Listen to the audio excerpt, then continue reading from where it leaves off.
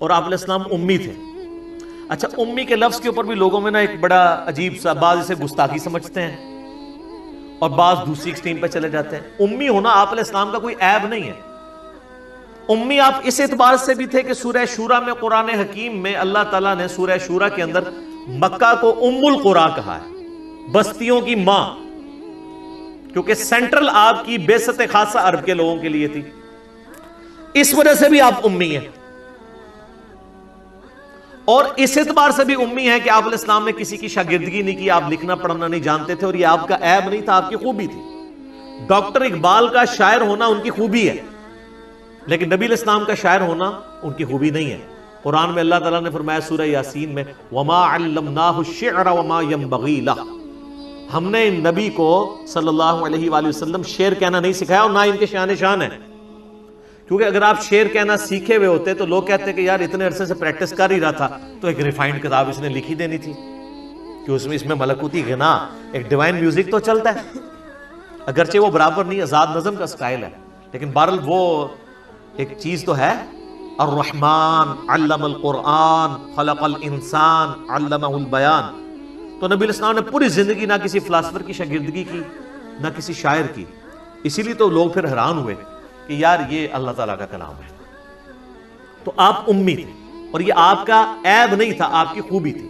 اور اس کا ذکر اللہ تعالیٰ نے سورۃ العنکبوت میں کیٹاگوریکل اس حوالے سے مینشن کیا ہے کہ آپ علیہ السلام کی یہ خوبی کیسے بن گئی. سورۃ العنکبوت میں اللہ تعالیٰ نے آیت نمبر ہے یہ 48, اعوذ باللہ من الشیطان الرجیم, وما كنت تتلو من قبلہ من کتاب. اور اے نبی صلی اللہ علیہ وآلہ وسلم, اس کتاب کے نزول سے پہلے آپ کسی کتاب میں سے کوئی چیز پڑھ نہیں سکتے تھے, یعنی آپ کی کمپیٹنسی نہیں کہ آپ پڑھ سکیں. ولا تخطہ بیمینک, اور نہ آپ اپنے دائیں ہاتھ سے کچھ لکھ سکتے تھے, نہ آپ لکھنا جانتے تھے نہ پڑھنا جانتے تھے. اذا لارتاب المبطلون, اگر ایسا ہوتا تو یہ بات شک والوں کو شک میں ڈال دیتی کہ یہ کتاب آپ نے خود لکھ لی ہے. اب تو کوئی کہہ نہیں سکتا کہ آپ لکھنا پڑھنا جانتے, تو یہ آپ نے کیسے کتاب لی؟ یہ آپ نے نہیں لکھی, اللہ نے آپ کے دل پر نازل کی. بل ہوا آیات بینات, بلکہ یہ تو اللہ کی آیات ہیں, فی صدور الذین اوتوا العلم, ان کے سینوں میں جن کو اللہ نے علم دیا ہے. وما یجحد بآیاتنا الا الظالمون, اور ہماری آیات سے تو انکار نہیں کرتے مگر ظالم لوگ. وقالوا لولا انزل علیہ آیات من ربی, اور یہ کہتے ہیں کہ اس نبی کو کوئی معجزہ کیوں نہیں ان کے رب کی طرف سے دیا گیا. اچھا, یہ آیت قرآن میں درجنوں دفعہ آتی ہے, اور ایک بندہ حیران ہو جاتا ہے کہ ہم تو بچپن سے اتنے حضور کے معجزے سن رہے ہیں, اور قرآن میں بار بار کافر اعتراض ہی کر رہے ہیں کہ آپ کو معجزہ کیوں نہیں دیا گیا. معجزات ہیں بخاری مسلم میں, ٹینجیبل فارم میں, فزیکل فینومینا آف نیچر توڑنے والے حسی معجزات, لیکن قرآن حکیم میں جو وہ معجزات وہ ڈیمانڈ کرتے تھے نا, وہ سورہ بنی اسرائیل میں ہے, جس میں میں نے 4 لیکچر دیے, مثلا number 131 A B C D. 9 معجزات وہ مانگتے تھے. وہ کہتے تھے ہمارے سامنے آسمان پہ چڑھ کے بتاؤ, اور صرف چڑھنے کو نہیں مانیں گے, اوپر سے ہمارے سامنے یوں کتاب لے کے نازل ہو, آپ یوں اشارہ کرو تو آپ کے لیے نہریں رواں ہو جائیں, باغات میں پھل اگنے شروع ہو جائیں. تو اللہ تعالیٰ نے ساری باتوں کے جواب میں کہا کہ تم کہتے ہو میں ایک بشر ہوں, ایک انسان ہوں. تو معجزہ نبی علیہ السلام کا جس پہ دعوی نبوت ہے نا, وہ ایک ہے, وہ یہ کتاب ہے, کیونکہ قیامت تک کے لیے نبوت ہے. آج آپ علیہ السلام کی جو بخاری مسلم میں معجزات ہیں کہ آپ علیہ السلام نے پانی کے ایک پیالے میں ہاتھ رکھا تو 1500 صحابہ نے وہ پانی پیا, جانوروں کو پلایا, سٹور کر لیا. اور بخاری مسلم میں جابر بن عبداللہ کے الفاظ ہیں, واللہ اگر ہم 1,00,000 بھی ہوتے تو وہ پانی زیادہ تھا جو ایک پانی کے پیالے میں سے آپ کی مبارک انگلیوں سے نکل رہا تھا. اور واللہ یہ معجزہ جو ہے نا حضرت موسیٰ کے معجزے سے بھی بڑا ہے. حضرت موسیٰ علیہ السلام تو پتھر پہ آسا مار کے پتھر سے پانی نکل آتا ہے, گوشت میں سے پانی نہیں نکلتا. لیکن اس کو دعوی نبوت کے لیے کلیم نہیں کیا گیا, یہ تو صحابہ کے سامنے ہوا. دعوی نبوت کے لیے صرف قرآن ہے, کیونکہ ہم اس معجزے کی ویڈیو نہیں نا آج دکھا سکتے.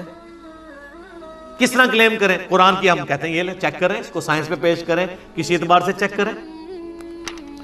تو ادھر ہی اللہ تعالیٰ نے اس ٹروتھ کو ریویل کیا. یہ کہتے ہیں یہ کافر کہ نبی علیہ السلام پہ معجزہ کیوں نہیں نازل کیا گیا. قل انما الآیات عند اللہ, اے نبی فرما دیجئے کہ معجزے تو اللہ کے پاس ہیں.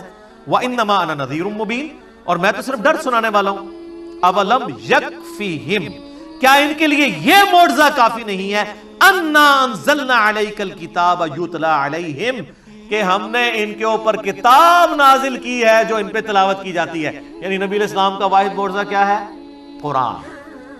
یہ بڑا مشکل ٹاپک ہے کیونکہ اس ٹاپک کو ڈسکس کریں گے تو گستاخی کا فتویٰ لگ جائے گا. اچھا جی باقی معجزات کو نہیں مانتے؟ وہ مانتے ہیں, کلیم نہیں کرتے ان کو نبوت کی دلیل پہ, کیونکہ ہم اس کو پیش نہیں کر سکتے. کون فزیکلی اس کو چیک کروا سکتا ہے؟ آج جوس پیش کر سکتے ہیں حضرت موسیٰ علیہ السلام کا عصا نکال کے بھی لے آئے, وہ تابوت سکینہ میں کہتے ہیں پڑا ہوا ہے, لے آؤ, لاؤ اسے اجدا بنا کے بتاؤ. نہیں. عیسائی حضرت عیسیٰ علیہ السلام کے مردہ زندہ کرنے کو ویڈیو دکھا سکتے ہیں. تو ہم جس کی بنیاد پہ نبی علیہ السلام کے لیے پروفٹ ہونا کلیم کر رہے ہیں, ہم کہتے ہیں یہ لیں دیکھیں فزیکل فارم میں آپ کے سامنے یہ معجزہ ہے. تو یہ قرآن حکیم کی آیات اس پر ثبوت ہیں کہ یہ کتاب ہے جو معجزہ ہے. ان فی ذلک لرحمہ, اس میں ہے, بے شک اس میں ہے رحمت و ذکر لقوم یؤمنون, اور اس میں نصیحت ان کے لیے جو بات ماننا چاہیں گے. جو بات نہیں ماننا چاہتے ان کے لیے کوئی نصیحت نہیں ہے, جو بات ماننا چاہے گا اس کے لیے کتاب اللہ میں نصیحت ہے. تو یہ بڑا کریٹیکل ٹاپک ہے, اور اس میں آپ کو ضمناً بتا دوں بخاری مسلم میں ڈیٹیلڈ احادیث ہیں نبی علیہ السلام پہ جو پہلی وحی نازل ہوئی تھی غار حرا میں.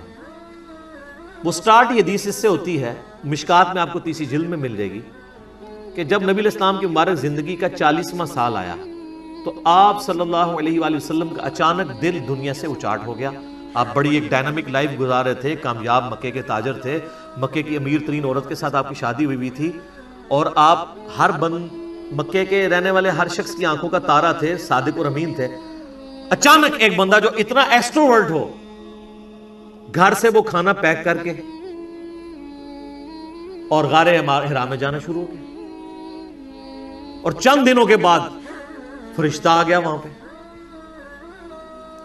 تو نیچے لوگوں نے یہ بھی سوچنا شروع کر دیا کہ یار یہ اکیلا غار میں بیٹھے رہتا تھا, ہو سکتا ہے اس پہ کوئی آسیب کا سایہ ہو گیا. لیکن جب کلام سنا تو میں نے پچھلی دفعہ وہ زماد والی حدیث سنائی تھی نا, تو کتنا اثر ہوا ان کے اوپر. تو سیدہ خدیجہ کھانا باندھ کے دیا کرتی تھی. آپ کے بزرگ تو 2 سال تک کچھ کھاتے نہیں ہیں, لیکن نبی صلی اللہ علیہ وآلہ وسلم اپنا کھانا گھر سے لے کے جایا کرتے تھے. یہ ہے سچائی جو بخاری مسلم میں, وہ ہے کہانیاں.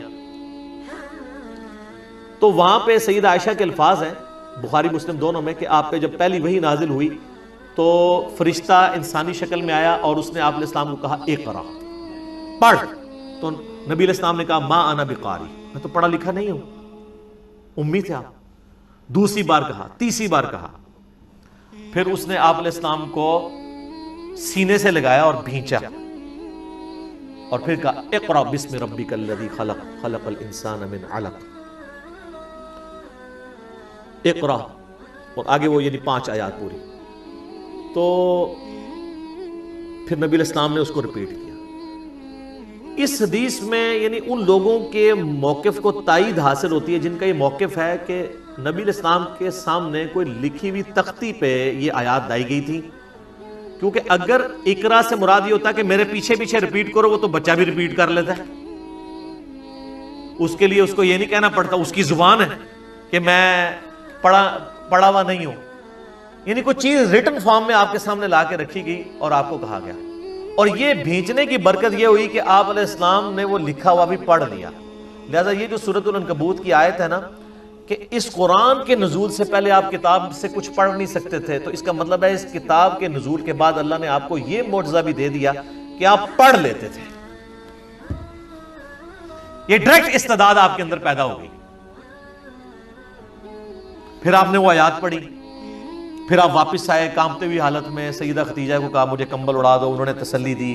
بخاری مسلم کے الفاظ ہیں کہ آپ یتیموں کے پر سرے جو ہے وہ شفقت, دست شفقت رکھتے ہیں, آپ محتاجوں کا جو ہے وہ حاجت پوری کرتے ہیں, آپ مہمان نوازی کرتے ہیں, آپ جو تنگ دست لوگ ہیں ان کی مدد کرتے ہیں. اللہ تعالیٰ آپ کو کبھی بھی بے یار و مددگار نہیں چھوڑے گا. پھر وہ ورقہ ابن نوفل جو ان کے کزن تھے, جو ایک کرسچن تھے, ان کے پاس لے گئیں.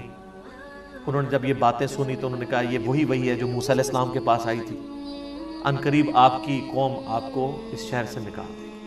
تو نبی علیہ السلام نے کہا مجھے یہ نکال دیں گے, یہ تو مجھ سے بڑی محبت کرتے ہیں. انہوں نے کہا آپ سے پہلے جس نے بھی توحید کی بات کی ہے اس کے ساتھ اس کی قوم نے یہی کچھ کیا.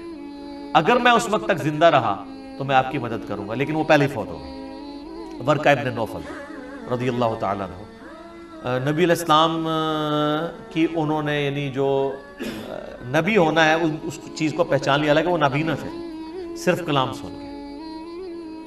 تو اس سے پتہ چلتا ہے کہ آپ علیہ السلام بعد میں یعنی پڑھنے کی استعداد آپ میں آ گئی تھی, اور لکھنے کی بھی بالکل ایسا نہیں تھا کہ آپ بالکل کچھ نہیں لکھ سکتے تھے. ان لوگوں کے موقف کو تائید ہوتی ہے کہ وہ یہ کہتے ہیں کہ نبی علیہ السلام اس کتاب کے نزول سے پہلے, الفاظ ہے اس کتاب کے نازل ہونے سے پہلے نہ آپ دائیں ہاتھ سے لکھ سکتے تھے نہ پڑھ سکتے تھے, کیونکہ بعد میں لکھنا ثابت بھی ہے. میرا یوٹیوب پہ کلپ ہے نبی علیہ السلام کی ہینڈ رائٹنگ, لیکن آپ کو مہارت نہیں تھی لکھنے میں, کیونکہ جس بندے نے کبھی لکھا نہ ہو تو کبھی کبھار وہ لکھے تو مہارت نہیں ہوتی. اور وہ حدیث ہے بخاری میں جو صلح حدیبیہ کا معاہدہ لکھا جا رہا تھا, محمد رسول اللہ کو کٹوایا تھا سہیل بن عمرو نے, بعد میں خیر مسلمان ہو گئے, کہ ہم تو آپ کو اللہ کا رسول نہیں مانتے تو آپ محمد بن عبداللہ لکھیں. سر عمر سیریز دیکھ لیں, اس میں ساری چیزیں فلمائی گئی. تو پھر نبی علیہ السلام نے مولا علی سے کہا, تو انہوں نے کہا یا رسول اللہ میں آپ کا نام نہیں مٹاؤں گا.